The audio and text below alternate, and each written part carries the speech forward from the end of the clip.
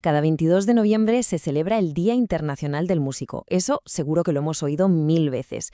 Pero, ¿alguna vez nos hemos parado a pensar por qué justo en esa fecha? ¿Por qué ese día y no otro? Bueno, pues la respuesta es un viaje alucinante a la antigua Roma, una historia de fe, de martirio y, ojo, de un error de traducción que lo cambió absolutamente todo. Vamos a desgranar esta historia. Exacto, esa es la pregunta del millón. ¿Qué tiene de especial el 22 de noviembre? Porque claro, no es una fecha elegida al azar. Detrás de ella hay una figura histórica, una persona cuya vida y sobre todo su muerte marcaron este día en el calendario para siempre. Y aquí entra en escena la protagonista de toda esta historia, Santa Cecilia de Roma, una mártir cristiana que vivió hace casi 2000 años y que, de una forma totalmente inesperada, acabó convirtiéndose en el símbolo universal de la música. A ver, para que nos hagamos una idea, Cecilia no era una ciudadana cualquiera. Pertenecía a la élite, a una familia patricia de Roma, de las de mucho poder, y vivió en una época, allá por el siglo III, en la que ser cristiano era básicamente jugarse la vida. Pero a ella le dio igual. Se entregó a su fe con una devoción total, hasta el punto de hacer un voto de virginidad. Claro, ¿qué pasó? Que su familia la obligó a casarse con otro noble, un tal Valeriano, que además era pagano. Y aquí, en esta boda forzada, es donde empieza a liarse todo. Fijaos bien en esta cronología, porque hay algo que choca muchísimo. Cecilia muere martirizada sobre el año 230, pero no es nombrada oficialmente patrona de la música hasta 1594, o sea, han pasado más de 1300 años. La pregunta es obvia: ¿qué narices pasó durante esos 13 siglos para que se creara esa conexión? Bueno, pues para entender la fecha primero hay que conocer su final, y es que la historia de su martirio es de película. Primero intentaron asfixiarla en los baños de su casa calentándolos al máximo, pero sobrevivió de milagro. Después la sentenciaron a la decapitación. Un verdugo le dio 3 hachazos en el cuello y no consiguió separarle la cabeza. La dejaron allí, agonizando, y la mujer aguantó 3 días más, tiempo que usó para seguir predicando. Finalmente falleció. ¿Y qué día era? Efectivamente, un 22 de noviembre. Vale, perfecto, ya tenemos clara la fecha. El 22 de noviembre es el día de su muerte. Pero ahora viene lo bueno. ¿Cómo pasamos de una mártir conocida por su fe inquebrantable y su final terrible a ser la musa universal de los músicos? ¿Dónde está el truco? Pues la primera pista nos lleva de vuelta a su boda, aquella a la que fue obligada. Las crónicas antiguas, las llamadas actas de su martirio, cuentan que mientras sonaba la música de la fiesta, Cecilia pasaba de todo, estaba en su mundo, como se suele decir, cantando a Dios en su corazón. Ojo a ese detalle, en su corazón, un canto interior silencioso. Ese es el primer hilo del que podemos tirar. Es una imagen muy poética, desde luego. Pero, ¿un momento? De cantar en silencio a ser representada durante siglos tocando un instrumento tan concreto y tan sonoro como un órgano, hay un trecho, ¿no? ¿De dónde sale esa conexión tan específica? Y aquí, amigos, está el meollo de la cuestión. La clave de todo es una sola palabra en latín: organa. Hoy oímos organa y pensamos en un órgano de iglesia, ¿verdad? Pues no.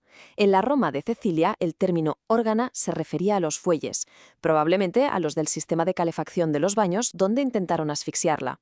Unos aparatos que producían un sonido muy potente, un estruendo continuo. Y aquí llega el giro de guión. Siglos más tarde, al traducir esas actas de su martirio, la palabra organa se malinterpretó por completo. Se asoció directamente con el instrumento musical que hoy conocemos como órgano. Y así, una frase que describía su fe en medio del ruido de los fuelles se transformó en la imagen de Cecilia cantando a Dios mientras sonaba un órgano. Un error de traducción que, literalmente, cambió la historia y creó un icono. Claro, una vez que la idea empieza a rodar, ya no hay quien la pare. Ese vínculo, nacido de una leyenda y consolidado por un error, fue reforzado durante siglos por la cultura, el arte y las instituciones hasta convertirse en una verdad aceptada en todo el mundo. El año clave, el que lo hace todo oficial, es 1594. Fue entonces cuando el Papa Gregorio XIII la nombró formalmente patrona de la música. Le puso el sello institucional, vamos. Lo que era una tradición que llevaba siglos gestándose se convirtió en algo oficial. Y a partir de ese momento, los artistas del Renacimiento y del Barroco se apoderaron de su imagen.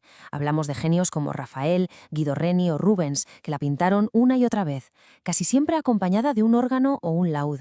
Estas obras de arte fueron el mejor marketing posible para difundir y consolidar su imagen como ícono musical por toda Europa. Su influencia fue tan grande que hasta inspiró un movimiento musical completo. En el siglo XIX surgió el llamado cecilianismo, que buscaba reformar la música litúrgica, volver a una pureza que creían que se había perdido, y por supuesto tomaron a Santa Cecilia como su estandarte, como un símbolo de la música devota y espiritualmente elevada. Y así es como, poco a poco, lo que comenzó como la festividad de una santa católica fue evolucionando hasta convertirse en la celebración global y laica que conocemos hoy. El paso definitivo lo dio la UNESCO, al establecer oficialmente el 22 de noviembre como el Día Internacional del Músico. Con esta decisión, la fecha trascendió por completo su origen religioso para convertirse en un homenaje universal a la música como pilar fundamental de la cultura y la sociedad. Así que hoy el significado va mucho más allá de una santa romana. Celebramos la música como ese lenguaje universal que no necesita traducción, que cruza cualquier frontera. Es un día para homenajear el talento y la pasión de quienes crean la banda sonora de nuestras vidas, y para impulsar la cultura musical en todos los rincones del planeta. Pero más allá de la celebración, ¿qué podemos extraer de esta historia de casi 2000 años? ¿Qué significa Santa Cecilia para un músico o para cualquier amante de la música en pleno siglo XXI?